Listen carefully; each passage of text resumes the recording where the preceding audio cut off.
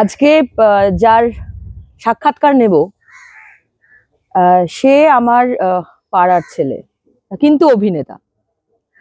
এখনো তাকে আমার এলাকায় দেখা যায়, হেঁটে চলে বেড়াতে, আড্ডা দিতে।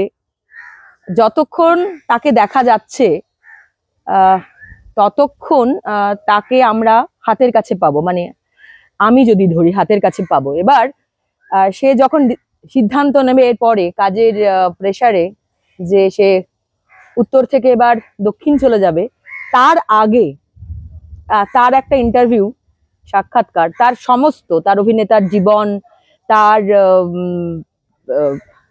চলে আদিত্য, তার অভিনেতার জীবন, তার লড়াই, তার আগামীর ইচ্ছা, এই সবগুলো তার কাছ থেকে জেনে নেবো। এতক্ষণে বুঝতে পারছেন, আপনারা ওকে অনেকেই চেনেন, আমি ওকে ঠিকই অভিনেতা হিসেবে চিনি না, কারণ ওই হয় না, গেও যোগী ভিক পায় না, ও তো আমাদের আদিত্য। কিন্তু আমাদের আদিত্য যখন অভিনয় শুরু করলো তখন মনে হলো আদিত্য, এরকম হয় না আপনাদেরও? ও, এই ও এর গল্পটা আজকে ও বলবে। নমস্কার আদিত্য। নমস্কার সবাই, সমস্ত দর্শক বন্ধুদের প্রথমেই নববর্ষের শুভেচ্ছা জানাচ্ছি। নববর্ষ যদিও 1 মাস প্রায় হতে চললো, তো যেটা বললো নবদী, আমাদের মানে আমার নবদী যেটা আমাকে বললো যে এই যে উত্তর গোলার্ধ থেকে দক্ষিণ গোলার্ধে শিফট করার কথা বলছে, এটা আমি কোনোদিনই এই গোলার্ধ চেঞ্জ করব না। এটা একদম পুরো মানে মনে হবে আমি আপরুটেড। এই যে আজকে যে ইন্টারভিউ এর জায়গাটা, এই লোকেশনটা, এটা অনেক জায়গা আমাকে বলছিল যে এখানে যাবো ওখানে যাবো, তোর বাড়িতে করবো বা ছাতে, বা আনলাম কোনো ক্যাফেটেরিয়ায়। আনলাম যে দেখো, আমার সব থেকে প্রিয় জায়গা হচ্ছে, মানে দিনের সব থেকে বেশি টাইম, মানে আফটার ফ্লোর আমি সব থেকে বেশি স্পেন্ড করি গঙ্গার ঘাটে। এই কাঠবেড়ালির দৌড়ে যাওয়া, এই টপাস করে একটা পাতা গঙ্গায় পড়া, জাল ফেলছে, আমার কাছে সমস্ত ধরা থাকে। বৃষ্টির টুপটাপ শব্দ, ছিটকোনো, বৃষ্টির ফোঁটা, সব ধরা থাকে আমার ক্যামেরায়। তো এইসবই করি আমি। সুতরাং আজকের যে লোকেশন আপনারা দেখছেন, যত যা শুনতে পাচ্ছেন বা যতটা কম দেখছেন বা দেখতে পাচ্ছেন না, সবটাই কিন্তু আদিত্যর জন্য। হ্যাঁ, আমার জন্য, আমি দায়ী এই লোকেশনের জন্য। ও দায়ী। আর দ্বিতীয় কথা হচ্ছে, যার সাক্ষাৎকার নেব, আমাদের এমনি প্রফেশনে বলে যার সাক্ষাৎকার নেওয়া হবে তার অমত করা যাবে না, তাহলে সাক্ষাৎকার ভালো হবে না। ফলে আজকে ওর মতেই আমরা এই লোকেশনে আছি। ওদের তো ভাষা এটাকে বলা হয় লোকেশন। আমরা লোকেশন চেঞ্জ করব হয়তো, যদি রাজি হয়। প্রথম চলে আসি আদিত্যর কাছে। প্রথম কথা হচ্ছে, তুই হঠাৎ অভিনেতা হয়ে গেলি কি করে? না, এটা ছোট থেকে, একদম ছোট, মানে আমি যখন ক্লাস 2, আমার প্রথম শুরু হচ্ছে, আমি স্কুলে অভিনয় করি একটা ইয়েতে, রবীন্দ্র জয়ন্তী হয়েছিল আমাদের, অমল ও দইওলা, তাতে আমি অমলের চরিত্রে অভিনয় করি। সেইখান থেকে শুরু। তারপরে আমার বাবা যে অফিসে কাজ করতেন, শিশু শিল্পী হিসেবে বাবার অফিসে 2খানা নাটক করেছিলাম। প্রথম হচ্ছে মনোজ মিত্রি, দুটোই মনোজ মিত্রের নাটক। একটা কেনারাম বেচারাম, আপনাদের সবারই কাছে খুব পরিচিত নাটকটা। আর একটা হচ্ছে গরম ভাত, দুটোই মনোজ মিত্রের। একটা হয়েছিল আমার এখনো মনে আছে, সেই সময় হাতিবাগানের ওই ইয়েতে, একটা রঙ্গনা, একটা রংমহল। ও আচ্ছা, রঙ্গনা রংমহল সেসব উঠে গেছে, সেসব উঠে গেছে। সেটা আবার অন্য আরেকটা গল্প, সেটা আরেকটা গল্প। আচ্ছা, প্রথমেই দর্শকদের বলি যে ওকে কিছুতেই আপনি বলতে পারবো না, মানে এটা আমিও চাই না আপনি বলতে পারবো না, হ্যাঁ, মানে তুই, মানে যাই হোক। এবার আমাকে বল, সেটা তো অনেকদিন আগে, তারপরে তুই আবার ফিরলি কিভাবে? মানে আমি তোকে আবারই ফিরলি বলছি এই কারণে, যেহেতু তুই নাটকে অভিনয় করেছিস। প্রত্যেকেরই একটা আগের ব্যাকগ্রাউন্ড থাকে, ছোটবেলায় মানে পরিবার সংক্রান্ত এরকম থাকে, যেটা তুই বললি। তারপরে তুই ফিরলি কিভাবে? তারপরে বোধহয় আমরা একসাথে কিছু একটা করেছি। না, সেটা অনেক পরে। তারপরে যখন আমি দক্ষিণেশ্বর হাই স্কুলে পড়ি, তখন সেখানেও ওই বার্ষিক যে সমস্ত অনুষ্ঠান হতো, প্রাইজ ডিস্ট্রিবিউশন সেরিমনি, সেইখানে যখন নাটক হতো, মঞ্চস্থ হতো নাটক, আমাদেরই স্যারেরা করাতেন, সেখানেও আমি অভিনয় করি। মানে এই মানে অভিনয়টা চলতে থাকে। তারপরে আস্তে আস্তে আস্তে আস্তে পোকাটা বাড়তে থাকে, ভালো লাগাটা তৈরি হয়। মানে ছোট থেকেই যখন টিভি এসছে, তখন ওই হিন্দি সিনেমা দেখছি, বাংলা সিনেমা দেখছি, বাবার জামাটা পরে ফেলতাম, সেটা মোটামুটি পা পর্যন্ত হতো, তারপরে বেল্ট পরে নিয়ে পায়ে মোজা পরে ওটাই গামবুট হয়ে যেত। আচ্ছা তো ওই সব আর কি। আমি অমিতাভ বচ্চন, আমি গব্বর সিং, মানে আচ্ছা। দুটোই আমি আর কি, সবটাই আমি। তো আমার দর্শক ছিল আমার দুই বোন, তারা এখন সব, তারা কি এখনো দর্শক আছে? তারা এখন দর্শক নাই, একজন সায়েন্টিস্ট আর একজন টিচার। আচ্ছা তারা তারা দর্শক, মানে আমার সিরিয়াল দেখে না, ওই শুনেছে। তার মা দেখে, মানে আমার কাকিমা যিনি তিনি দেখেন, কিন্তু আচ্ছা। আমার বোনের সেই সময় সুযোগ নেই। আচ্ছা তো তারপর চলতে থাকে তারপরে হ্যাঁ, যেটা তুমি বলছিলে হ্যাঁ, তুমি তোমাদের যে দল হয়েছিল উৎসুক, আমার এখনো মনে আছে। সেইখানে তোমাদের একসাথে আমরা অভিনয় করি, সেখানে নবদী একটা ফাটাফাটি একটা চরিত্র করেছিল, সেখানে আমার এখনো মনে আছে। রাজদর্শন প্রবাদী মনোজ, সেটাও মনোজ মিত্রেরই লেখা, রাজদর্শন। তারপরে আস্তে আস্তে যেটা হয়, বা বাড়ি থেকে প্রেশার আসতে থাকে অফিস যাওয়ার, মানে সবাই যেরকম অফিস যায় না 10টা থেকে, চাকরি করার অফিস যাওয়ার একটা তাড়া থাকবে। তো এইটা, এবং সব থেকে চাপটা যে আসতে থাকে যখন আমার বাড়ির লোকেরা দেখে যে আমার বন্ধু বান্ধবরা চাকরি করছে। কেননা বন্ধু বান্ধব মানে সবটাই তো একটা ট্যালি করার বিষয় রয়েছে, যে এ করছে তুই করছিস না কেন। মানে আমরা তো সবাই গদবাদে একটা জীবনে থাকি, তো 10টা 6টা আমাদের একটা সেট আপ থাকে। আমার বাবাও সেই কাজটাই করতো, মানে আমাদের ফ্যামিলির কেউ এসপ্ল্যানেড টপকায়নি। মানে আমি বলতে চাইছি, এই উত্তর গোলার্ধ থেকে দক্ষিণ গোলার্ধে যে জার্নিটা, এটা আমার ফ্যামিলিতে কারণ নেই। আমার বাবা মানে স্টপেজ হচ্ছে, লাস্ট স্টপেজ হচ্ছে ওই ধর্মতলা অফিস ছিল, 1 নম্বর কিরণ শঙ্কর রায়ের, যেখানে চিনবে। তো সেই অফিস করা ওই ওই ওই পর্যন্ত আমার বাবার গন্ডি ছিল। তো এসপ্ল্যানেড টপকানো,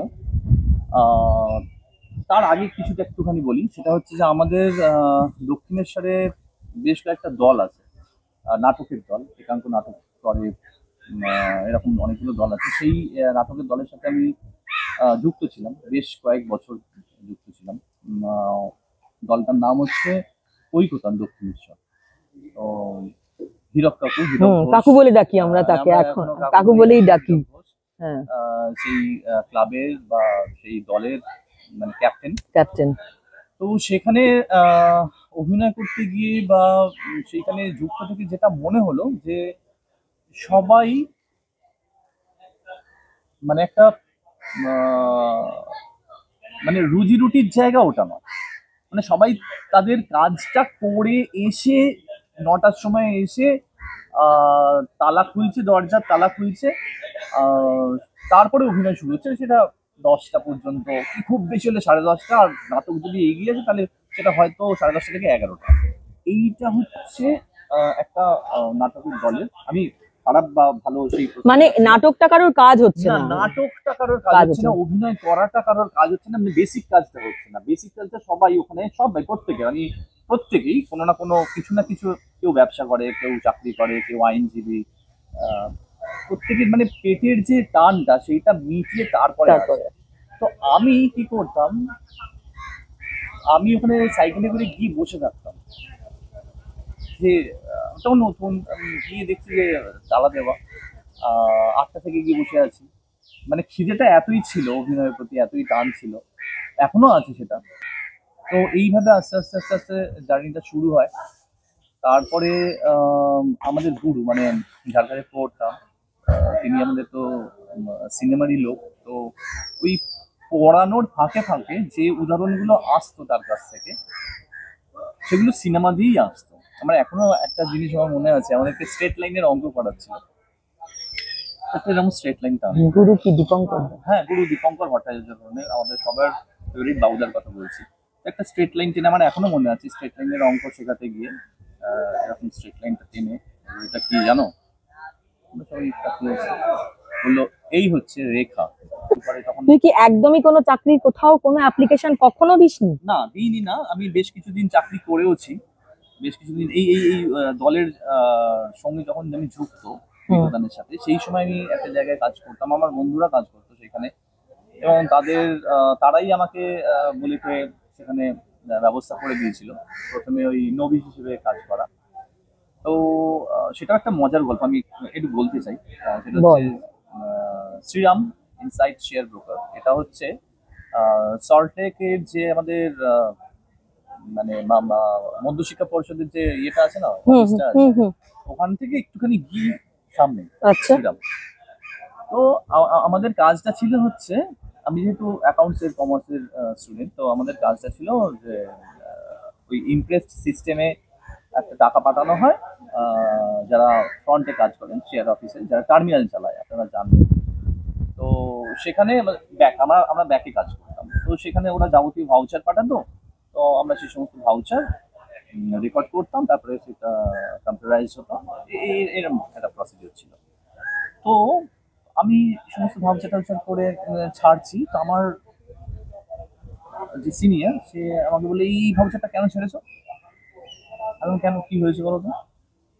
বলছি যে এই স্যাটারডে লাঞ্চে ফ্রুটি খেয়েছে। আমি বললাম, হ্যাঁ খেয়েছে। তো কি খেয়েছে? তো 50 টাকা স্যাটারডে লাঞ্চের জন্য প্রোভাইড করা আছে, তার মধ্যে ফ্রুটি খাক, পান খাক, বিষ খাক, দেখার দরকার নেই, তাই না? ও যা টাকা পেয়েছে 50 টাকার মধ্যেই তো খেয়েছে। হুম হুম এবার 50 টাকা যদি বেশি খায়, ও তো 50 টাকাই ডিমান্ড করেছে। ও হুম ভদ্র, সভ্য এবং অনেস্ট, হুম সেই জন্য ফ্রুটি খেয়েছে সেটা লিখেছে। হুম হুম। যদি কেউ অন্য কিছু হতো তাহলে শুধু ডাল ভাত লিখেই আমি একটা বিল লিখে দিতাম, হ্যাঁ সেটা ফ্রুটি খেয়েছে সেটা মেনশন করতাম। ঠিক। তো বলছে, না তুমি এক্ষুনি তাকে ফোন করো এবং জানো, তাকে জিজ্ঞাসা করো যে সে কেন ফ্রুটি খেয়েছে। তো আমি এইসব এগুলো না, পুরো আমি পাগলের মতন ইয়ে হয়ে যেতাম। এবং আমি কি করতাম, ওই 6টা মানে 7টার পর থেকে আমি সমস্ত এইসব গোটাতে শুরু করে দিতাম। ওরা তখন বলছে যে এই কি সব গুটিয়ে ফেলছে, আমাদের তো কোনো কাজ শুরু মানে শেষ হয়নি। আমি যখন ভাবতাম আমাকে তো ফিরতে হবে 201-এ করে, সল্টলেক থেকে 201-এ চাপবো, চেপে রথতলায় নামবো, রথতলা থেকে সাইকেলটা নিয়ে আমি দক্ষিণেশ্বর ঐক্যতানে নাটক অভিনয় করবো। তো সেটা আমি তোকে একটু কথা বলছি। হ্যাঁ, আসলে আমাদের কারুরই ওই কাজগুলো করার ছিল না। না না না, আমার মানে তো ছিল। হ্যাঁ এক্স্যাক্টলি। অ্যাকচুয়ালি এইভাবেই মানুষ কাজ করে, এবং এভাবেই মানুষ কাজ করে বলেই আমরা যারা এই কাজগুলো করে উঠতে পারি না, বা মনে হয় কেন এরকম হচ্ছে, আসলে আমাদের অন্য কিছু করার ব্যাপারটা মাথায় ঘোরে, সেই কারণে আমরা ওটার সঙ্গে অ্যাডজাস্ট করতে পারি না। আমি তোর কাজের ক্ষেত্রে পরে আসবো, কিন্তু আমি বলছি আসলে ওইগুলোকে তুই আইডেন্টিফাই করিস, তুই পারছিস না কারণ তোর আসলে অন্য কিছু করার আছে বা ছিল ছিল বলেই আজকে তোর সাথে আমার কথা হচ্ছে। প্রথম তুই কলটা পেলি কিভাবে, মানে সেটা তুই না তোকে মানে কিভাবে কানেক্ট সেটা হলো? বলছি আমি। আমি একটা প্রথম ওই যেরকম হয় আর কি, সবাই যেরকম ফটো ড্রপ করি আমরা, যারা অনেকেই এখন দেখছো বা অনেকেই জানো, ফটো একটা ড্রপ করার একটা চল ছিল, মানে এখন আর সেটা উঠে গেছে, আস্তে আস্তে উঠে যাবে। হুম।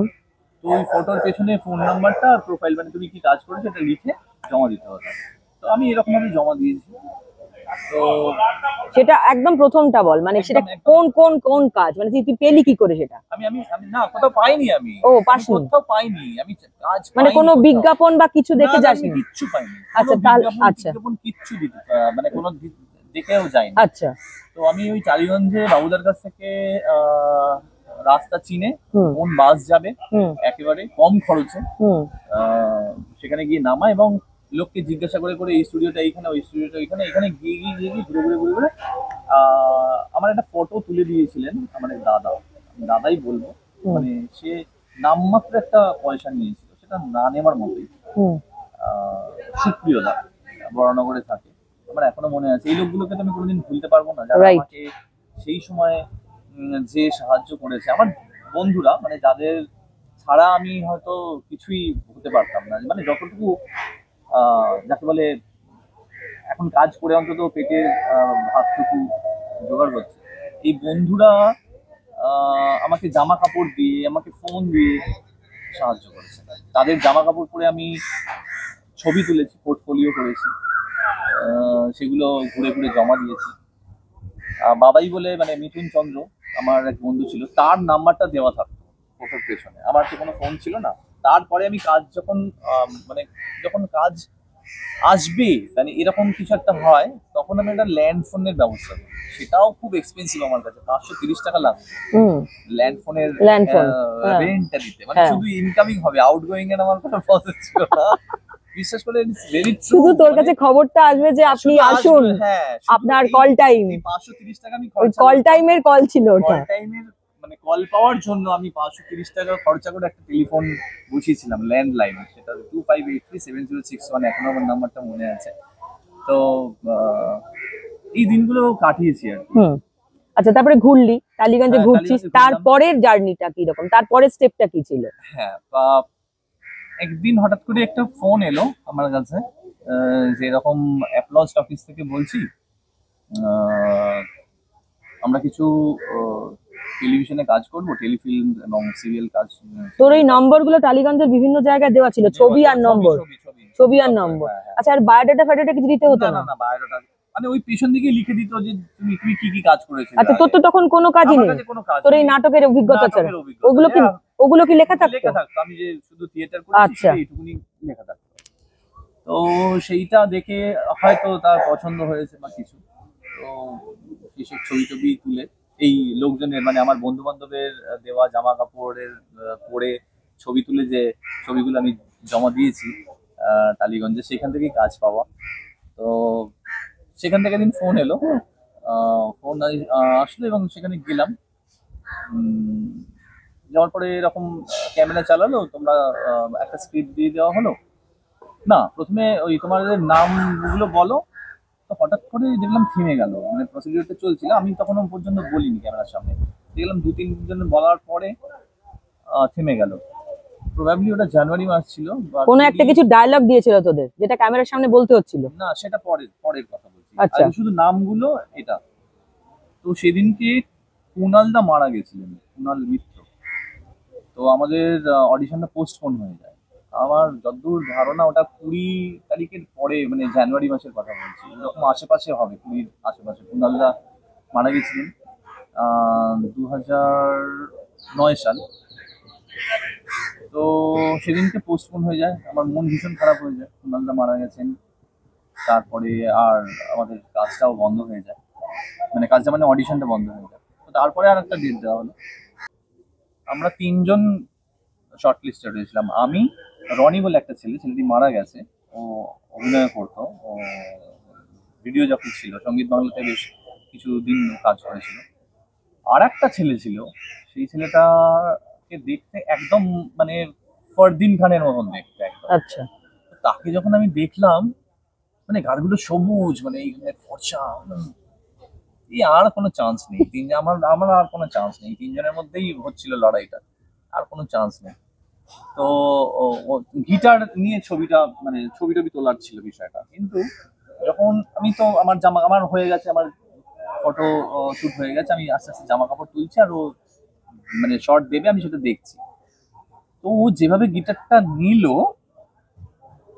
তখন আমার মনের মধ্যে, সে বলতে নেই, মনের মধ্যে একটা আশা জাগলো যে যে না, একটা চান্স হয়তো থাকলেও থাকতে পারে, 1% হলেও। ও যেভাবে গিটারটা নিল, ভাগ্যিস তুই ওটা দেখেছিলি। হুম। তো গিটারটা ধরার মধ্যে একটা ব্যাপার থাকে যে গিটারটা কিভাবে ধরতে হয়, সেটা একটা ব্যাপার। গিটার ধরা আর বন্দুক ধরা তো সেম হবে না। রাইট কিন্তু ফোন এলো, রাইট। টাইমটা ছিল 11টা 10। অর্পিতাদি ফোন করেছিল, অর্পিতাদির ফোনটা এসেছিল আমার কাছে রাত্রি 11টা 10-এ, যে ইউ হ্যাভ বিন সিলেক্টেড। তো শুধু এই কথাটুকু বলেছিল। তো আমি আর কিছু শুনতে পাচ্ছিলাম না, এটার পরে আরো হয়তো অনেক কিছু বলেছিল, কিন্তু আমার চোখটা ভিজে যাচ্ছিল, নিজের কানকেও বিশ্বাস করতে পারছিলাম না। এবং সেটা তখন ওই সময় সবে স্টার, মানে স্টার জলসা কলকাতায় আসে, এবং সেখানের লিড, মানে সেখানকার হিরো হিসেবে আমাকে সিলেক্ট করা হয়েছিল 2009 সালে। সিরিয়ালটার নাম ছিল ইচ্ছে ডানা, মানে মারাত্মকভাবে পপুলার ছিল আমার ক্যারেক্টারটা, জিৎ আমার ক্যারেক্টারটার নাম ছিল। তো এই শুরু হলো। তারপরে সাংঘাতিক খারাপ আমি পারফর্ম করতে থাকি প্রথম যা হয়। কেন সেটা কেন হচ্ছিল সেটা কেন, তোর? সেটা- হ্যাঁ, সেটার পেছনে কারণ তো নিশ্চয়ই থাকবে। সেটা টেকনিক্যাল কারণ, অভিনয়গত কারণ না, সেটা হচ্ছে টেকনিক্যাল কারণ। তার কারণ হচ্ছে যে আমি তো থিয়েটার করেছি, বড় সমস্ত স্টেজ, এত বড়, হেঁটে চলে যাওয়া যায়, ওদিকে যাওয়া যায়, সেদিকে যাওয়া যায়। এবার আমি যখন কথা বলতে বলতে হয়তো ফ্রেমের এখন কথা বলছি, আমি এরকম ঘুরে চলে গেলাম। তো হই হই করে উঠলো সবাই, যে কি রে, কি রে, কোথায় চলে গেলি? আমি কোথায়, এইখানেই তো রয়েছি। বলছে না না, তুই ক্যামেরার বাইরে চলে গেছিস। তো আমাকে ওইগুলো বুঝতে, আমি ওইগুলো ঠিক বুঝতে পারতাম না, যে ক্যামেরার বাইরে চলে গেছি মানে ক্যামেরাকে তো আমি দেখতে পাচ্ছি, ক্যামেরার বাইরে চলে গেলাম কোথায়, তো কারোর মুখে শ্যাডো ফেলছি ফ্রেমের বাইরে। ফ্রেমের বাইরে, তখন এই ফ্রেম আমি কিচ্ছু বুঝতাম না, বিশ্বাস করুন আমি কিচ্ছু বুঝতে পারতাম না। লাইট করতে গিয়ে কারো লাইটটা গার্ড করে দিতাম, হয়তো মুখের মধ্যে কারো শ্যাডো ফেলে দাঁড়িয়ে আছি, উল্টো দিক থেকে লোকে গালাগালি করছে। আচ্ছা, যখন তোরা অভিনয় করিস এগুলোকে মেনটেন করতে হয় যে ভীষণ কাউকে তুই ব্লক করে না দিচ্ছিস? না না, ওরে বাপরে বাপ, তাই? হ্যাঁ ভীষণ ভাবে এটা মাথায় রাখতে হয় যে তুমি কতটা এরকম হয়ে গেলেই তুমি কেটে যাচ্ছ, একটু এরকম ভাবে থাকতে হবে। তো সেই শুরু, তারপরে তারপরে একটার পর একটা কাজ আসতে থাকে, হুম। এইভাবে পথ চলা। তারপর একটার পর একটা কাজ আসতে থাকে, সেগুলো সমস্ত সিরিয়াল, মানে সমস্ত সিরিয়াল, সমস্ত সিরিয়াল সমস্ত সিরিয়াল। এবার আমাকে একটা জিনিস বল, সেটা হচ্ছে যে প্রথম দিন কল এলো, তোর চোখ ঝাপসা হয়ে গেল, একদম। সেই যে প্রথম দিন কাজ করতে গিয়েছিলি সেই অভিজ্ঞতাটা একটু শেয়ার কর। প্রথম দিনের মানে আমি তোকে একটা সিম্পল কথা বলছি, মানে আমি একটা বলছি সেই কারণে যে কোনো কাজ আমি করছি, কোনো কাজ আমি করতে চাই, সেইটা যখন তুই করতে যাস না তখনও কিন্তু তোর বা সেই কাজের সাথে রিলেশন তৈরি হয় না। না না না, সেটা না, সে তোকে চায় না, তুই তাকে চাস না, তোরও বিরক্ত লাগে, আর এরকম অনেক কিছু হওয়ার পরে গিয়ে সেই কাজটার সঙ্গে তুই আর তোর সাথে সেই কাজটা, তখন তুই জানিস যে এইটা আমার কাজ। আমি বলছি যে এই যে প্রথম দিন যাওয়ার পরে তোর কি একটা ওইরকম হয়েছিল যে এই কোথায় এলাম? না আমি না সেটা সেরকম নয়, আমি কাজটা করতে গিয়ে প্রচন্ড বকা খাই, মানে এই বকা খাই হচ্ছে টেকনিক্যাল। প্রথম কাজটা, প্রথম কাজটা প্রথম দিনে হ্যাঁ বল। তো ভীষণ ভাবে আমার হাঁটা চলা ঠিক হচ্ছিল না। তো হাঁটা চলা ঠিক করার জন্য আমাকে ওই মোটা মোটা ভারী ভারী বই মাথায় নিয়ে প্র্যাকটিস করতে বলেছিল, হাঁটা যাতে না পড়ে যায়, মাথায় তিনখানা ভারী বই নিয়ে ওই ডিকশনারি। সেটা একটু গুছিয়ে বল, কি ব্যাপার? মানে আমরা তো হাঁটছি না, হাঁটছি আমার মানে ওই যে পার্সোনালিটিটা দরকার ছিল ওই ওই ক্যারেক্টারটার জন্য, হ্যাঁ, সেটা আমি ক্যাপচার করতে পারছিলাম না, সেই ও আচ্ছা। বডি ল্যাঙ্গুয়েজটা আমার মধ্যে আসছিল না সামহাউ। আচ্ছা, মানে প্রতিটা ক্যারেক্টারের আলাদা আলাদা হাঁটা আছে, আলাদা আলাদা ব্যক্তিত্ব আছে, সেটাকে তোর ফুটিয়ে তুলতে হবে সেই হাঁটা চলা কথায়। আচ্ছা, সেই যে বডি ল্যাঙ্গুয়েজটা। হ্যাঁ, ওকে। এবারে আমাকে বল যে এই যে তোর একটা এখানে, মানে এখানে দেখ, প্রথমে আসে তুই কাজটায় ঢুকলি, তারপরে আসে যে তোর পেট চালানো। হ্যাঁ। এইটা তুই এবার একটু বল যে এই যে পেট চালানো, অভিনয় করে সংসার চালানো, বা নিজের ইচ্ছা পূরণ করা, বা তুই তোর সন্তানও আছে, কন্যা সন্তান আছে, তোর পরিবার আছে একটা, এমন নয় যে তুই একা এবং তাই জন্য তুই এই কাজটা করতে পারছিস। হ্যাঁ, তো সুতরাং কারণ লোকে পিছনে অজুহাত খোঁজে, আর তুই এটা করতে পারছিস কারণ তোর এই ব্যাকআপ আছে। ইচ্ছেটাকে কেউ আর ওটাকে টার্গেট করে না যে আসলে তোর ওটা প্যাশন, আসলে তোর ওটা নেশা, তুই ওটা করবি এনি হাউ, খেতে পাস বা না পাস, সেই জায়গাটা একটু ক্লিয়ার কর। যখন এই প্রফেশনে আসি তখন টাকা পয়সার কথা কোনোদিন ভাবিনি যে এই টাকা পাবো, এই অ্যামাউন্টটা চাইবো বা ওইটা, শুধু আমি চেয়েছি কাজটা করতে চেয়েছি, অভিনয়টা করতে চেয়েছি। আমি কোনোদিন মানে যে হিরো হব সেটাও কিন্তু না, মানে আমি হিরো, রোমান্টিক হিরো করার পরও আমি ভিলেন নেগেটিভ ক্যারেক্টার করেছি এবং সেটাও বেশ পপুলার হয়েছিল। ক্যারেক্টারটার নাম বল আর সিরিয়ালটার নাম বল। ক্যারেক্টারটার নাম ছিল সুমন, এটা ছিল লুকোচুরিতে ফার্স্ট আমার নেগেটিভ কাজ করা, মানে আফটার ইচ্ছে জানা ওরকম একটা রোমান্টিক সিরিয়াল করার পর, রোমান্টিক নায়কের ভূমিকায় পার্ট করার পর আমাকে আমাকে যে ভেবেছেন আমার পরিচালক যে একে দিয়ে নেগেটিভ করানো যায়, তার জন্য আমি খুব কৃতজ্ঞ। আমাকে ওই চরিত্রটা দেওয়ার জন্য আমি খুব কৃতজ্ঞ। অ্যাকচুয়ালি আমি অভিনয় করতেই চেয়েছিলাম। আচ্ছা, তুই ওটাতে আয়, টাকা পয়সাটা যেটা আমরা ছিলাম। টাকা পয়সা, হ্যাঁ টাকা পয়সা বলতে কোনোদিন ওইভাবে দেখিনি যে আমাকে যে যা বলতো আমি সেটি হ্যাঁ হ্যাঁ হ্যাঁ এই আচ্ছা 2 টাকা দেবে, হ্যাঁ 2 টাকা দিয়ে, হ্যাঁ 2 টাকা করবো। তোর আসলে কাজটা ছিল লক্ষ্য, আমার কাজটাই করার লক্ষ্য ছিল। টাকা পয়সার কথা আমি কোনোদিন ভাবিনি, ভেবে কাজটা কোনোদিন করিনি। আমাকে যে যেভাবে যত পয়সাই যা বলেছে আমি সেটাই রাজি হই। মানে তুই বলতে চাইছিস কোনোদিন ছাড়িনি, বিশ্বাস করে যে আচ্ছা আমি এই পয়সাটা পেলে তবে কাজটা করব, নো। তা তোকে কি এখন জিজ্ঞেস করে না যে তুমি কত নেবে? হ্যাঁ, সেটা জিজ্ঞাসা করে, সেটা জিজ্ঞাসা করে, সেটা এই আজকে 15 বছর পরে এসে জিজ্ঞাসা। আচ্ছা, ইন্ডাস্ট্রিতে 15 বছর অলমোস্ট হয়ে গেল। 2009 সালের কথা বললাম, 2009 থেকে শুরু, অলমোস্ট 15 বছর ক্রস করে গেছে, 16 বছর। তো সেই জায়গায় তো এখনো পর্যন্ত বলছি আমি দরাদরি করি না, আমি এখনো পর্যন্ত দরাদরি করি না, বিশ্বাস করে। আমাকে এখন আমি শুধু ভাবি যে আমাকে অনেক অনেক কাজটা আমার কাছে জরুরি। আমি বলছি 15 বছরের কবে থেকে একটুখানি মনে হচ্ছে যে কত বছর সেটা, যে একটু ঠিক আছে এবার না না না না, সেটা কখনো মনে মনে হয় হচ্ছে না। এখনো অভিনয়ের ক্ষেত্রে না, মানে না, না, এটা না, না, মানে ওই ভাইতলার মাটিটা শক্ত। হ্যাঁ, না না না, ভাইতলা- ভাইতলার মাটিটা কারোরই শক্ত না এই মুহূর্তে, তো একদম কারোর কাছেই নয়। কেননা এখন যে ডামাডোল, যে ব্যাকগ্রাউন্ডটা চলছে আমাদের সারা দেশেই বলবো, রাজ্য বলে আর লাভ নেই, লজ্জা দেবো না, রাজ্যে বাস করছি সেটা চরম লজ্জার আমার কাছে এই মুহূর্তে। ভীষণ ভালোবাসতাম কলকাতাকে, তো আস্তে আস্তে উঠে যায়, ভালোবাসাটা উঠে যায়। যাই হোক, সেটা অন্য প্রসঙ্গ হয়ে যাচ্ছে। হুম। এবারে সিনেমা করেছিস কোনো? হ্যাঁ, একটা সিনেমা করেছি, মাঝপথ থেকে সেটা সরে এসেছি। কেন? সেটা ওই টাকা পয়সা নিয়েই গন্ডগোল। আচ্ছা মানে টাকা পয়সা নিয়ে গন্ডগোল বলতে, সে একেবারে টাকা পয়সা দিচ্ছিলই না, আচ্ছা, তো সেটা তো খুব মুশকিল। মুশকিল হবে চালাতে। আমরা একটা জায়গায় গিয়েছিলাম শুট করতে, প্রচন্ড প্রচন্ড পরিশ্রম বলবো না, মানে খুব কষ্ট হয়েছে।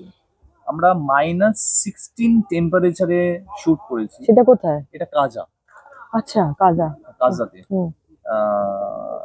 এটা আমরা ফেব্রুয়ারি মাসে গিয়েছিলাম, 7 ফেব্রুয়ারি 2020, মানে তখনও করোনা আসেনি। আমরা ফিরেছি, করোনা এসছে হুম। মার্চ মাস থেকে। হুম।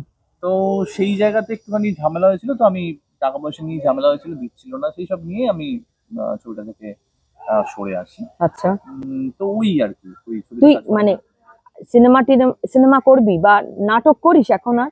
না, আমি একটা দলের সাথে যুক্ত হয়েছিলাম, হ্যাঁ। মানে যুক্ত হয়েছিলাম বলবো না, আমরা দলটা করেছিলাম, আমি আর তন্ময় বলে একটি ছেলে আছে, তন্ময় চন্দ্র, খিদিরপুর রং বেরং, ও এখন ওদের বাড়িতেই গ্রুপটা করেছে। ও প্রত্যেকটা বার আমাকে বলে বলে ও ফেড আপ হয়ে গেছে। আমি ওর প্রোডাকশনে দুখানা নাটক করেওছি, আচ্ছা। মানে আমরা একসাথে হয়ে। হুম। তো তারপরে যেটা হয় না, মানে থিয়েটার করার জন্য যে কমিটমেন্টটা লাগে, সেইটা বোধহয় আমি এই মুহূর্তে দেওয়ার মতন জায়গায় নেই।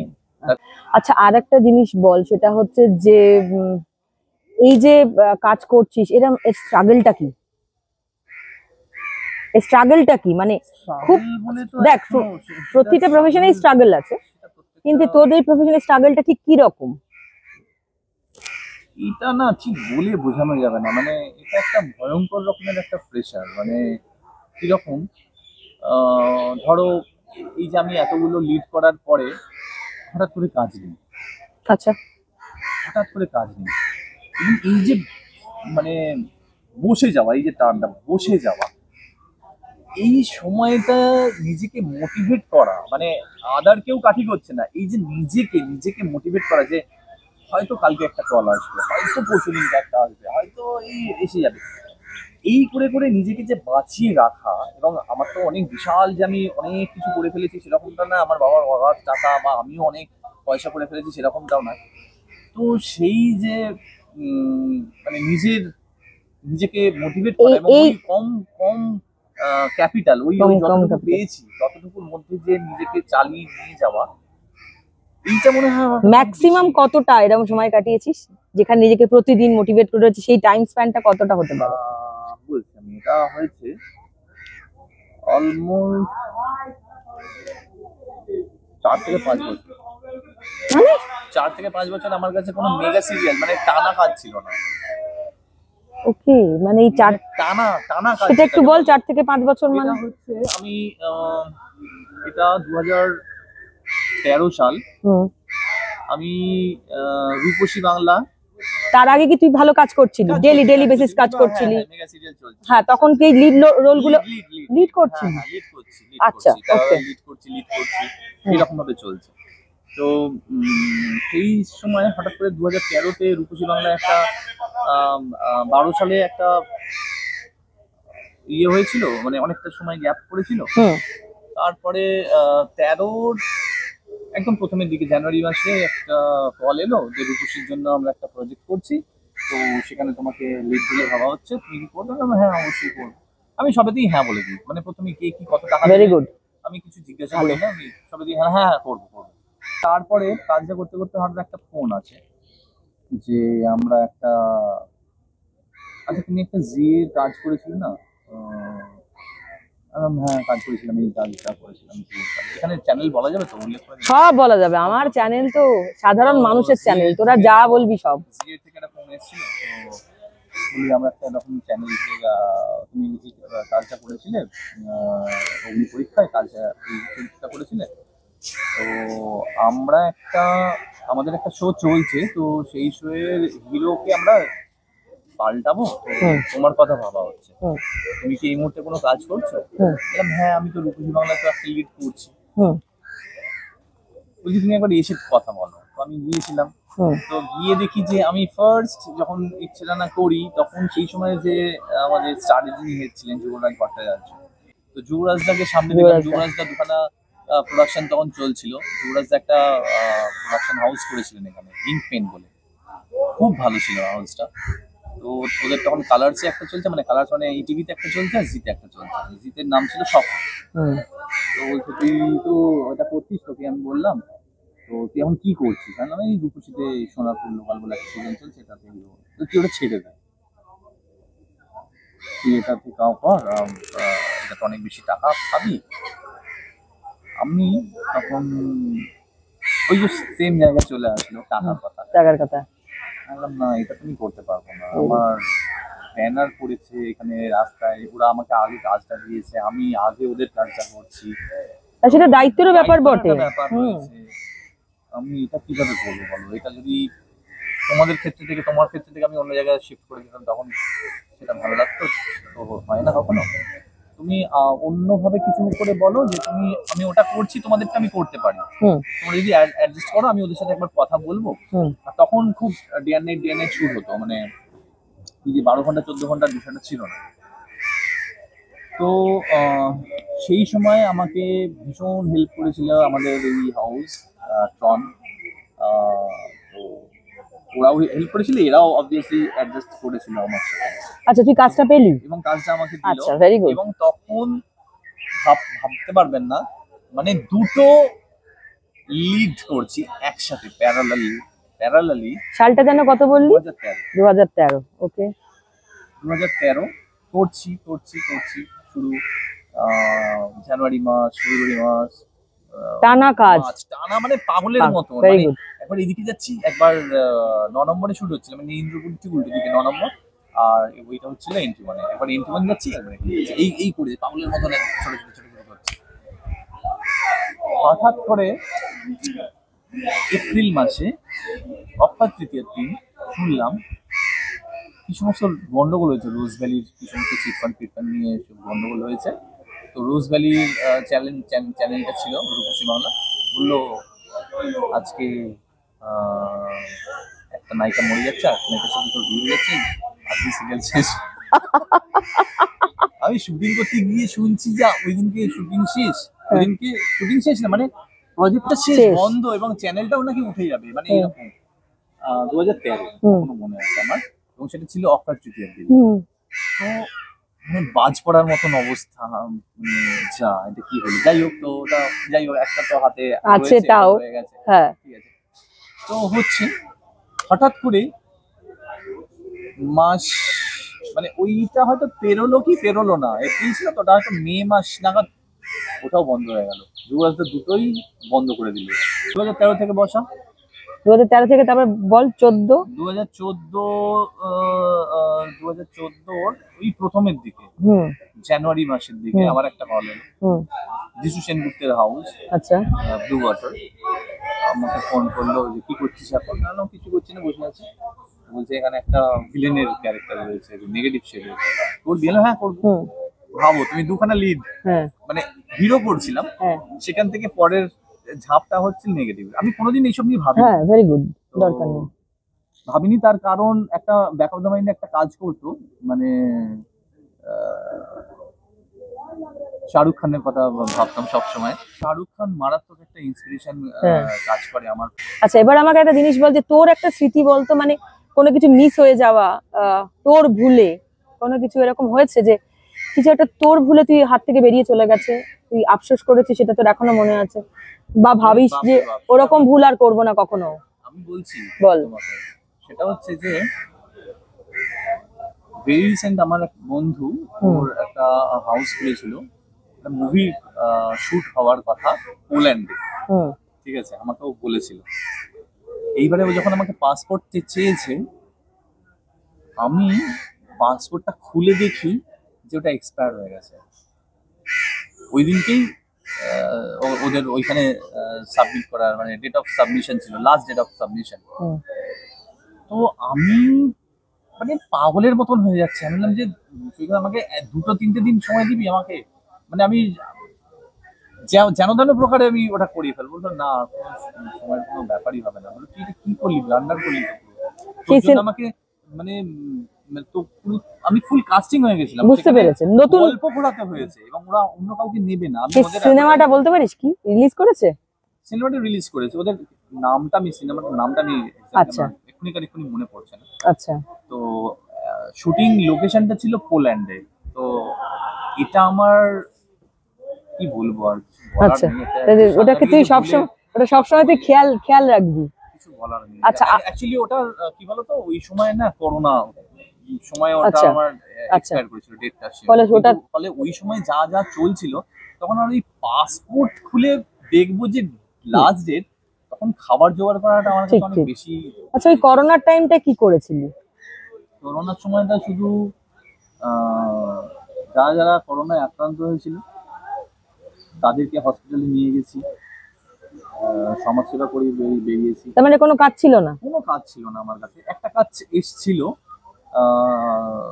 সেটাও আমি হ্যাঁ বলে দিয়েছিলাম, যেরকম হয় আর কি, হ্যাঁ বলে দিয়েছিলাম। সেটা আমি করতে যেতাম, তখন তো একটা সাংঘাতিক পিরিয়ড চলছে, আমার এখনো মনে আছে। সেটা যেতাম আমি গড়িয়ার যে মহাশ্মশান রয়েছে সেই পাশ দিয়ে, গড়িয়া শ্মশানের পাশ দিয়ে আমি যেতাম, বাইক নিয়ে যেতাম। তারপরে কল পেলাম হচ্ছে রাসমণিতে, জিতে। আচ্ছা, সেটা একটা বড় সময়, মেগা সিরিয়াল। আচ্ছা, তারপরে ওইটা করতে করতে, রাসমণির কাজটা করতে করতে এলো সানবাংলার কন্যাদা। আচ্ছা, তো সেখানেও হিরোর ক্যারেক্টার পেলাম। আমি বলছি মানে পরপর কিন্তু নেগেটিভ পজিটিভ হিরো এইরকম ভাবেই করতে, মানে তুই যেরকম পাস সেরকম ভাবে কাজ করিস। তোর নিজের কোনটা কাজ করে মনে হয়েছে যে তোর নিজের কোনটা ভালো লাগা? কোনো ডায়লগ হতে পারে, কোনো কাজ হতে পারে, একটা দুটো ডায়লগ যদি আমাদের একটু দেখা যেত তোর ভালো লাগে। না, বিষয় হচ্ছে যে ওই রকম ভাবে কোনো ডায়লগ, কিন্তু কাজ হিসেবে আমার প্রথম কাজ যেহেতু সেটাই ইচ্ছেদানা। আমার তার ইচ্ছেদানা প্রথম কি ডায়লগ ছিল সেটা যদি একটু বল। বা কোনো ডায়লগ তোর যেটা তোর মনে আছে, এরকম একটা ডায়লগ যেটা তোর ভালো লাগারও বটে, এমন কিছু ভালো লাগা। হ্যাঁ, সেটা একটা আমি বলবো। আমার একটা খুব এই বালি রাজবাড়িতে শুট হয়েছিল, এই উল্টো দিকে। আমি আর আবির চ্যাটার্জি, আমার দাদা হতো, মানে হয়েছিল সময় বলে একটা সিরিয়াল ছিল। তো ওর সাথে একটা মানে কাট টু কাট 1:1 এর আমাদের একটা সিন ছিল। তো রাউন্ড ট্রলি হয়েছিল। তো ওখানে একটা ডায়লগ ছিল খুব ভালো, শিবাশিস দার লেখা ছিল যে আমি আমার মতন থাকবো। আমি, ওর নাম হয়েছিল অর্জুন, আমি অর্জুন চৌধুরী একটা ন্যাতে জেরক্স হয়ে বাঁচতে চাই না। আচ্ছা, সেটা ওইখানে তাকিয়ে বলতে একবার। এটা তো অন্যরকম বিষয়। আচ্ছা, এরকম মানে খুব আমার ওইটা খুব মনে আছে, যেহেতু ওর সাথে একটা বেশ ওইখানে আমার দাদার চরিত্র অভিনয় করেছিল রাজেশ শর্মা। আচ্ছা, মানে ওটার ব্যাকগ্রাউন্ডটা ছিল সাপোজ টু মহাভারত। আচ্ছা, আমি সাপোজ টু বি দুঃশাসন, আমার ক্যারেক্টার। ওকে, দুঃশাসন। ওখানে ও ছিল মানে আবির ছিল হচ্ছে অর্জুনের রোলে, আর দুর্যোধন ছিল রাজেশ শর্মা। আচ্ছা। তো এই আমাদের এই কলকাতার মানে লোকেরা ওখানে গিয়ে ফাটিয়ে কিন্তু কাজ করছে। আজকে তুমি দেখো রাজেশ দা বলো, শাশ্বত দা বলো, যিশু দা বলো, সবাই কিন্তু ওখানে গিয়ে গিয়ে কাজ করছে। তোরও কি সেরকম ইচ্ছে আছে? ইচ্ছে তো আছেই, কিন্তু বিষয়টা হচ্ছে আমার একটুখানি সমস্যা হচ্ছে বলাতে। কি বলাতে? হিন্দি বলাতে। রাস্তাঘাটে লোকে চিনতে পারে? হ্যাঁ, ভীষণ। কি করে তারা? মানে এখন তো তুই তখন কি করিস? অটোগ্রাফ নেবার তো এখন চলটা নেই, আচ্ছা, এখন সেলফি নেবার চল হয়ে গেছে। আমি ফার্স্ট অটোগ্রাফ দিয়ে একটা মেয়েকে দক্ষিণেশ্বর স্টেশন, আমার এখনো মনে আছে ফার্স্ট অটোগ্রাফ। তখন নিজেকে বেশ একটা মনে হয়, একটা মনে হয় একটা ভালো ফিলিংস তৈরি হয়, মনে হয় যে একটা মানে ভ্যালু অ্যাডেড হয় না, ওই ভ্যালু অ্যাডেড ট্যাক্স যেরকম আমরা পড়েছিলাম, ভ্যালু অ্যাডেড হলো আর কি একটা, যে আমার সিগনেচারটা অটোগ্রাফ হলো। মানে কোন সিগনেচারটা অটোগ্রাফ হলো, এর পিছনে যে লড়াইটা আছে, ফিরে যাওয়া হয় পুরোটা একটা গোল। আচ্ছা আচ্ছা আচ্ছা, কি মানে স্বপ্ন, কি স্বপ্ন বল, কি কি হতে চাস আগামীতে? এটা তো না থাকলে হবে না কিছু, হতে চাস কি, এটা টার্গেট? হতে চাই বলতে যে এটা বরাবরই আমার ইচ্ছে ছিল, এবং এটা যে এই স্বপ্নটা যে আমি পূরণ করতে পেরেছি এটাই আমার কাছে অনেক, যে আমি এতদূর এসেছি এবং সম্পূর্ণ নিজের মানে যতটুকু যতটুকু কাজ করতে পেরেছি সেটুকু নিজের জোরেতেই করেছি। আমার কোনো ব্যাকবোন ছিল না। তাও সিনেমা করার কথা তো ভাবিস না? স্বপ্ন, হ্যাঁ, সিনেমা করার কথা, কারোর সাথে করার কথা ভাবিস যে ওর সাথে করবো? হ্যাঁ, ঠিক প্রশ্ন হয়েছে, মুখের এক্সপ্রেশন বলে দিচ্ছে। বল। তো আমার সবসময় ড্রিমের একজনই থাকে। হ্যাঁ জানি, শাহরুখ খান। হ্যাঁ, তো জানি না, এটাই হয়তো স্বপ্ন, জানি না কোনোদিন হয়তো করতে পারবো কি পারবো না, জানি না, তবে ইচ্ছা খুব, ভীষণ ইচ্ছা। ওকে। আর মানে মানে এই যে তোর একটা বড় জার্নি, নাটক করতে করতে আসা, তুই তারপরে আস্তে আস্তে স্ট্রাগল করলি, এইটাতে কি কিন্তু করলি না, মানে করছিস একদম একদম করছিস, হ্যাঁ করছিস, হ্যাঁ মানে আমিও এই এই মানে কি বলবো, একদম শেষ সীমানায় এসে আমিও স্ট্রাগল নতুন করে শুরু। তবে আমি একটা জিনিস মনে করি, সেটা হচ্ছে তো হ্যাঁ করতে হয়, সবাইকে স্ট্রাগল করতে হয়। আমাদের এই প্রফেশনটা, আমি আমাদের বলছি না, সবাইকে কিন্তু প্রত্যেকটা দিন কিন্তু যে লোকটা আজকে বেরোচ্ছে সে কিন্তু স্ট্রাগল করেই কিন্তু একটা টাকা উপার্জন করে। সেই লোকটা বিরিয়ানির দোকান হতে পারে, সেই লোকটা মুচি হতে পারে, সেই লোকটা রিক্সা চালাও হতে পারে, সেই লোকটা আমার মতন কোনো একজন নতুন করে ইউটিউবে এসে কথা বলা একটা লোকও হতে পারে। তুমি একটা সিকিউরড একটা জায়গা ছেড়ে, পড়ানো ছেড়ে দিয়ে ওইটাই, ওই যে তুই যে প্রথমে বলছিলি না যে আমি ওইটাই করতে চেয়েছি, আমাকে যতই ডাইভার্ট করা হোক না কেন, আমার মনে হচ্ছে আমি এটাই, আমি পারি না পারি আমি এটাই, এক্স্যাক্টলি। তো তুমি তো তুমি এটা, হ্যাঁ তোমার এইগুলো তো থাকবেই। হ্যাঁ, এইটা নিয়েই তুমি মানে কি হতে পারতাম, কি করতে পারতাম, কি অমুক, ওইগুলো না, আর কি হতে পারতাম এটা করে কোনো লাভ হয়নি। আমি যেটা পারি সেটা করে ফেলতে হবে, করতে হবে, যেটা রেজাল্ট যায়। মানে এরকম কোনো স্বপ্ন নেই যে আমি নিজেকে দেখতে চাই বা আমি সিনেমা করতে চাই? সেটা তো রয়েছে, সেটা তো কোন ব্যানারে করতে চাস বা কার সাথে, ডিরেক্টরের সাথে, মানে ভালো কাজ মানে কোনো ভালো কাজ মানে কি? সেটা অনামী ডিরেক্টরও হতে পারে। দেখো যে নামী ডিরেক্টররাই যে সবসময় ভালো ছবি বানাবে এরকম কিন্তু না। হ্যাঁ, তুই ভালো কাজটা কিভাবে বলছিস? ভালো কাজ মানে ভালো গল্প, মানে যে ক্যারেক্টারটা প্লে করে, ভালো ক্যারেক্টারটা, হ্যাঁ ক্যারেক্টারটা আমাকে কিছু দিতে পারবে। যে আমি এই মুহূর্তে যে একটা রোল প্লে করছি গীতা এলএলবি তে, একটা লয়ার। আচ্ছা, গীতা এলএলবি করছিস এখন? আচ্ছা, তোর এখন কাজগুলো একটু বলবি। হ্যাঁ, গীতা এলএলবি, সেই ক্যারেক্টারটা আমাকে যিনি দিয়েছেন ভরসা করে, সেই ক্যারেক্টারটা কিন্তু প্রথমে যেভাবে শুরু হয়েছিল তারপরে কিন্তু সেই গ্রাফটা কিন্তু একদম টোটালি চেঞ্জ হয়ে যায় এবং সেটা খুব পপুলার হয়। ও আচ্ছা, তোর ক্যারেক্টারটার নাম কি? নাম হচ্ছে ভজন মিত্তির। ভজন মিত্তির, আচ্ছা। তো সাংঘাতিক একটা স্রুড ক্যারেক্টার, যেমন লয়াররা হয় আর কি, মানে একবার এর থেকে দেয়, একবার ওদিকে যায়, মানে খুব হিট হয়েছে ক্যারেক্টারটা। তো সেই আমি বারবার করে বলছি যে ওই রকম, এবং এই যে ইমেজ বলো বা ভালো, এই যে ভালো, এই যে ভালোটা কি, ভালোটা কিছু না, ভালোটা হচ্ছে তোমাকে করে ফেলতে হবে। ওকে, আচ্ছা, ওকে, মানে তুমি একটা কিছু পেলে সেইটাকে তুমি ভালোভাবে তুমি করলে তখনই তো সেটা ভালো হবে। ওকে, আচ্ছা। ভালো নালে কি করে হবে? তুমি একটা খুব ভালো না, এটা গেল, এত খারাপ করেছে, হয়তো খুব ভালো গল্পটা ছিল, হয়তো ভালো লোকেশন ছিল, ভালো ডিরেক্টর ছিল, তো হয়েছে, কিন্তু যাদেরকে নিয়েছে তারা হয়তো ভালো করতে পারেনি। আচ্ছা, বুঝতে পেরেছি। তো তোমাকে ভালো করতে হবে। আচ্ছা, তো ভালো কাজ বলে ওরকম ভাবে কিছু হয় না। ওকে, তোমাকেই ভালোটা করে আমাকে, হ্যাঁ, মানে হয়তো সেটাতে কিচ্ছু নেই, জোলো, মানে এরকম অনেক ছবি আছে, এরকম অনেক কিছু আছে যেটা অমিতাভ বচ্চন শুধুমাত্র তার ক্যারিশমা, তার বের করে নিয়ে গেছে, কাজ দিয়ে তিনি সেই জায়গাতে উতরে নিয়ে গেছেন। আচ্ছা, হয়তো বাজে খাজা ছবি তুমি দেখবে, এরকম অসংখ্য তুমি বলে দিতে পারো, তোমার কাছে এখনো অনেক এক্সাম্পল চলে আসবে। এরকম উত্তম কুমারেরও এরকম প্রচুর রয়েছে, শাহরুখ খানের রয়েছে, সবারই রয়েছে জীবনে, যে তাদেরকে কাজটা করতে হয়েছে, পয়সার জন্য হোক বা যার যে কারণে কাজটা হয়েছে, হয়তো খুব বাজে, কিন্তু তারা তাদের পারফরমেন্সটা কখনো খারাপ হয়নি, তারা কিন্তু ভালো করেছে, ওকে, তারা করে একটা জায়গায় পর্যন্ত পৌঁছে দিয়েছে। তার মানে কাজটা আসল, কাজটা তুমি কি করছো, কাজটা তুমি কি ভীষণই করছো আর কিভাবে করছো, কিভাবে কিভাবে করছো। কতটা সিরিয়াস, কতটা ডেডিকেটেড তুমি সেই কাজটার প্রতি, কতটা ভাবছো সেই ক্যারেক্টারটা নিয়ে, এই ক্যারেক্টারটা কি করতে পারে। মানে আমার একটা বলছি যে আমার এখানে একটা চশমা ছিল, সেই চশমাটা আমি এখানে এরকম ভাবে তুলে কথা বলতাম, মানে নাকের এখানে নিয়ে আমি কথা বলতাম, তো সেটা খুব হিট করে বিষয়টা, যে এটা খুব ভালো হয়েছে বিষয়টা, তুই ওটা অ্যাড অ্যাড করেছিস, করেছিলাম ওকে। ক্যারেক্টারটা করার সময় ডায়লগ বলতে বলতে ওইটা আর কি, ওই উপর দিয়ে না, আচ্ছা, এই যে তুই অভিনয় করিস, প্রতিদিন যাস, আচ্ছা এখানে তো একটা লার্নিং আছে, হ্যাঁ অবশ্যই। আর তুই কি নিজে কিছু লার্ন করিস, মানে নিজে কিছু দেখিস, গুনিস বা ভাবিস, মানে তোর নিজের কি কোনো একটা লার্নিং প্রসেস আছে? হ্যাঁ সে তো অবভিয়াসলি রয়েছে, সেটা ছবি দেখে শেখা। আমার আচ্ছা। এতদিন ধরে আমি প্রচুর সিনেমা দেখি, প্রচুর বই পড়ি, হুম।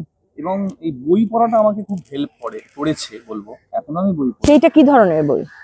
সেটা সব ধরনের বই। আমি বলছি আমি কোনোদিন বাদ বিচার করি না, আচ্ছা। সমস্ত রকম। সেই বইটা কিভাবে হেল্প করে? বইটা হেল্প করে বলতে মানুষকে বুঝতে। আচ্ছা, মনে করো আমি একটা চরিত্র, মানে অনেকগুলো Okay. বইতে তো অনেক ক্যারেক্টার অনেকগুলো থাকে, চরিত্র হ্যাঁ, আছে। উপন্যাস আর বলছিস তুই তার হ্যাঁ, মানে, উপন্যাস বা যে কোনো একটা ছোট গল্প হতে ছোট পারে। গল্প। সেখান থেকে দেখো একটা মানুষ সে কি কথা বলবে, হ্যাঁ, তার বডি ল্যাঙ্গুয়েজ, সে কিভাবে বসছে, তার পশ্চার জেস্টার, তার বডি ল্যাঙ্গুয়েজে সেই ক্যারেক্টারটা বেরিয়ে আসে। হ্যাঁ, তা তুমি এরকম ভাবে যখন একটা লোক যখন এইরকম ভাবে বসে, হুম, তুমি যদি Right. একটা লোক বসে বসে আর একটা লোক এরকম ভাবে বসে, হ্যাঁ, গুড, তো দুটো লোকের বসা তোমাকে বলে দেবে যে তুমি কোথায় বিলং করো আর এই লোকটা কোথায় বিলং রাইট, করছে। ভেরি গুড, ঠিক। তো তোমাকে এই অবজারভেশন গুলো, এই জিনিসগুলো, যে রাজা হবে সে কোনোদিন এরকম ভাবে বুঝবে না, কোনোদিন বসতে পারে না। একটা হুম। রাজা বা একটা ডন হুম, কোনোদিন এইভাবে বসবে হুম, না, হুম, তাই না?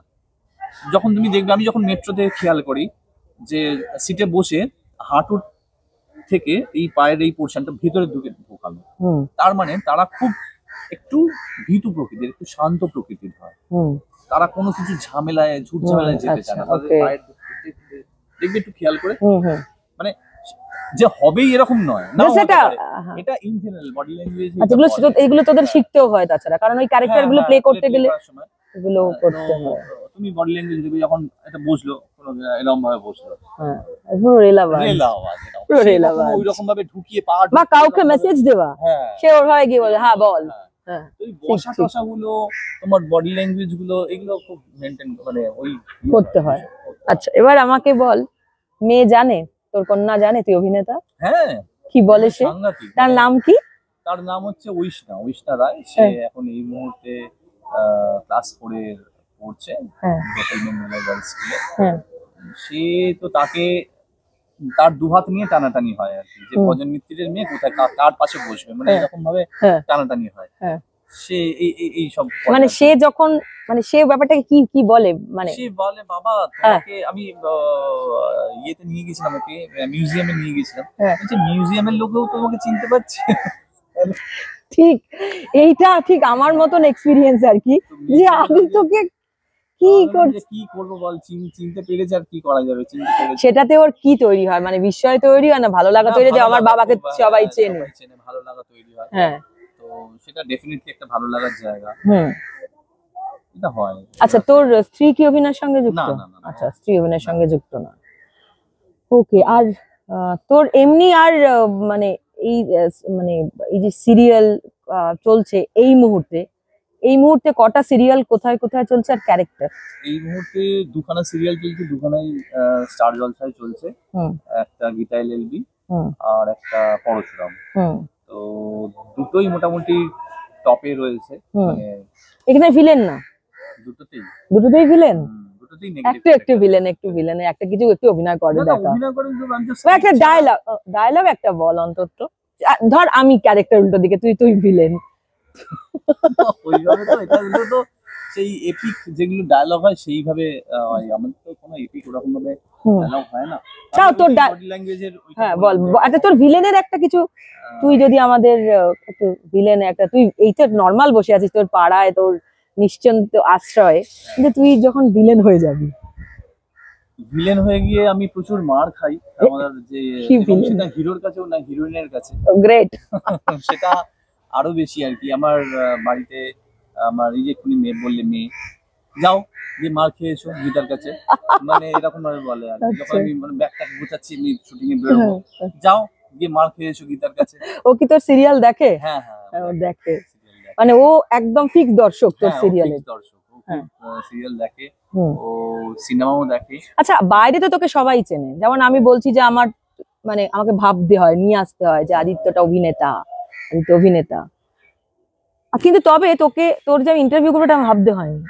সকালবেলা উঠে একটু বসে চা খাচ্ছিলাম, আমি তোমাকে জানি না phone আউট অফ নাথিং কোথা থেকে মনে হলো। আদিত্যকে, মানে এই যে আদিত্যকে ফোনটা করবো, এটা আমি আর 10 বছর বাদে কি পারবো করতে? হ্যাঁ অবশ্যই, 10 পারবো। বছর কেন হবে? হ্যাঁ, সবসময় পারবে। কেননা আমি কোনোদিনই উত্তর গোলার্ধ ছেড়ে দক্ষিণ গোলার্ধে আমি শিফট করার আমি কোনো এইটা তুই অ্যাসুরেন্স দিতে পারিস না আদিত্য। 15 বছর হয়ে গেল। আমি আমি আমাকে অনেকে বলেছিল হুম। এখানে এই এই এই জায়গা ছেড়ে কিন্তু যাওয়া এটা তো সম্ভব অনেকটা না। যেতে হয়। হ্যাঁ যাবো, কি আছে। এই বলছি না, এই জার্নিটা অনেক কিছু শেখায়। হুম। এই যে যাতায়াতটা, এটা একটা বিশাল, হ্যাঁ অনেকটা সময় লাগে, অনেকটা পরিশ্রম হয়, কষ্টও হয়। ভাবি যখন রাত্রিবেলা ওখানে 9:30-10টার সময় শেষ হয়, তখন বাড়ি ফিরি যখন, কিছু পাচ্ছি না, মেট্রো পেলাম না, গাড়ি করে আসা, এটা এসে পৌঁছতে পৌঁছতে 12টা, আবার সকালবেলায় কল, আবার বেরিয়ে যাওয়া। কিন্তু একটা ভালো লাগার জায়গা তো থাকেই, আচ্ছা। যে এটাই তো আমি চেয়েছিলাম। হ্যাঁ, এটা তো তুই চেয়েছিলি, ফলে এটাই আমিও আমার এটাই চেয়েছিলাম। খারাপ লাগার একদম কোনো সময় কোনো থাকে কোনো না, সময় জায়গা সময় নেই, বা ওটা তুই ওটা ওভারকাম করে নিস, খারাপ লাগাটা না, না, ওভারকাম আমার করে কাছে নিস। খারাপ লাগেই না। এই ওকে। যে গিয়ে বসে থাকি আমি, হুম। যে একটা সিনের মাঝখানে হয়তো 2 ঘন্টা বা 4 ঘন্টার গ্যাপ, ঠিক আছে আমি জানি এটা প্রথম প্রথম হয়তো খুব খারাপ লাগতো, কি করবো, আরে বাবা 6 ঘন্টা। আমি আমি এতদিনে আমার সব থেকে বেশি ওয়েট করা হচ্ছে, হুম। আমার সকালবেলায় 7টায় কল ছিল, পরের দিন 4:10 সকাল 7টায় একদিন কল টাইম ছিল, পরের দিন 4:10। হ্যাঁ। বললো তোকে আজকে লাগবে না। বললাম আজকে নয়, এটা তো কাল হয়ে গেল। তুই ততক্ষণ কি করলি? ওই ঘুরে বেড়ালাম studio এটা তে। কোথায়? এটা আমার ফার্স্ট সিরিয়ালে, আমি ওই সিরিয়ালটার হিরো ছিলাম। আচ্ছা, বলছে তোকে লাগবে না। না, আজকে তোমার সিনটা করা যাচ্ছে না। বললাম আজকে নয়, ওটা কালকে ছিল। বলছে হ্যাঁ হ্যাঁ সরি, মানে এখন তোমায় লাগছে না আসলে। আজকে মানে ওই আর কি, মানে তখন যেহেতু ওই 12 ঘন্টা 14 ঘন্টা মানে বিষয়টা অন্য ছিল। স্ট্রাগল, একদম হ্যাঁ, অন্য প্যাটার্ন। একদম। একটা জিনিস বল যে বাইরে তো সবাই চেনে, এলাকার লোকেরা রিয়াকশন কি দেয়? এলাকার লোকেরা চিনতে পারে? হ্যাঁ, এলাকার লোকেরাও চিনতে পারে। এই এখন আসার সময়তেই এখন বলছিল যে কি এখন কেমন চলছে, কি কাজ ও চলছে। গ্রেট। হ্যাঁ, এগুলো একটা ডেফিনেটলি সবসময় ভালো লাগে। আচ্ছা, সব সময় ভালো লাগা। যাই হোক, আজকে ভালো লাগলো তোর সাথে আড্ডা দেওয়া হলো। আড্ডাই তো, এটা তো আড্ডা। হ্যাঁ, একদম মনের এটা। কথা খুলে বলতে হ্যাঁ, পারলাম। একদম এটা তোর কথার জন্যই কথা, মানে আমার মনে হয় না কিছু বাদ রয়ে গেল। আদিত্য বলছে, হ্যাঁ আবার হবে। আদিত্য বলছে যে আদিত্য যাবে না কখনো, সেটা আমরাও দেখবো সেটা আদিত্য কি করে। তবে যাই করুক না কেন, আদিত্য নিজের জীবনে, পুরো নামটা বলেছিলি? আদিত্য রায়। আদিত্য রায়। আদিত্য রায়। নিবাস আর জিজ্ঞেস করছি না, নিবাস আরিয়াদহ। আমি আমি এই যে ফার্স্ট আমাকে ওই অডিশনটার কথা আমি বলি, একটা ছোট্ট করে বলি। সেটা হচ্ছে যখন আমাদের চালিয়েছিল ওই ক্যামেরাটা অন করে, সবাই সবার নাম বলছিল, তো আমি বলেছিলাম আদিত্য রায়। মানে আমার মাথায় তখন ওই জেমস বন্ড, হ্যাঁ বন্ড, নাম তো শোনাই হোগা, নাম তো শোনাই হোগা। ওই সব মিলিয়ে আমি ওই রকম ভাবে একটা, হ্যাঁ মানে তুই ব্যাপারটা ঢুকে গেছিলি যে ব্যাস এটাই ওইভাবে বলবো। আমি ফার্স্ট যখন ওই কাজটা পাই, তখন আমি আমার নামটা, সবাই এসে বলছে আমি কুমকুম চ্যাটার্জি, আমি অমুক, তো আমি ওইভাবেই প্রথমে বলেছিলাম যে আদিত্য। আসলে আসলে আসলে আসলে আসলে এই জার্নিটার মধ্যে তুই ঢুকে গিয়েছিস, মানে তুই কোনো স্টেপই এমন দিবি না যেটা অভিনেতা সুলভ নয় অ্যাকচুয়ালি। যাই হোক, আমার মনে হয় থাকবে উত্তর গোলার্ধে, আবার ডাকলে আসবেও। হ্যাঁ, ছাড়া না দিলেও আমরা তো জোর করে তুলে নিয়েও আসবো। যাই হোক, ওটা মজা করে বললাম। যাই হোক, আদিত্যের সঙ্গে আজকে কথা হলো, আশা করি আপনাদের ভালো লাগলো। একদমই খোলামেলা আড্ডা। আর আমি এই ধরনের কথাগুলো আমি রাখছি হচ্ছে সেই সমস্ত মানুষের জন্য, সেই সমস্ত সাধারণ মানুষের জন্য, যাদের প্রত্যেকের একটা লড়াই আছে, যাদের প্রত্যেকের একটা স্বপ্ন আছে, সেই প্রত্যেকটা মানুষ। আমি আজকে আদিত্যকে পেয়েছি তাই আদিত্যর ইন্টারভিউ করেছি। আমি এরকম 10 জন মানুষকে অ্যাপ্রোচ করেছি যারা আমাকে সময় দেয়নি। তারা কিন্তু সাধারণ মানুষ, তারা একদম সাধারণ মানুষ। আদিত্য যেহেতু হ্যাঁ বলে দিয়েছে, আদিত্য না বলতে পারতো, আদিত্য যেহেতু হ্যাঁ বলে দিয়েছে, আদিত্যর ইন্টারভিউটা আপনারা দেখতে পাচ্ছেন। এবং এর আগের ইন্টারভিউটা বিশাল মাল্লিকের ছিল, যিনি আমাদের এই মুক্তকেশী শ্মশানঘাটেরই একজন অস্থায়ী শবদাহকারী। আমি এই লিঙ্কও তার সাথে দিয়ে দেবো, আপনারা দেখতে পাবেন। আশা করি ভালো লাগলো আপনাদের এই আদিত্যর যে জার্নি, আদিত্যর যে অভিনয়ের জীবন, আদিত্যর যে অভিনেতা হিসেবে যাপন, আদিত্যর আগামীর ইতিহাস, এটা একদম খুব সাধারণভাবে আমরা আজকে আপনাদের সামনে তুলে ধরলাম, আদিত্য এবং আমি। নেক্সট বার, পরের বার নতুন কারুর স্টোরি নিয়ে আসবো, একদম আমাদের মতো, একদম সাধারণ মানুষ যাদের নিজেদের লড়াইটা তারা প্রতিদিন লড়ছে এবং স্বপ্ন দেখাটাও ছাড়ছে না। নমস্কার, ভালো থাকবেন, আবার দেখা। নমস্কার আদিত্য, নমস্কার।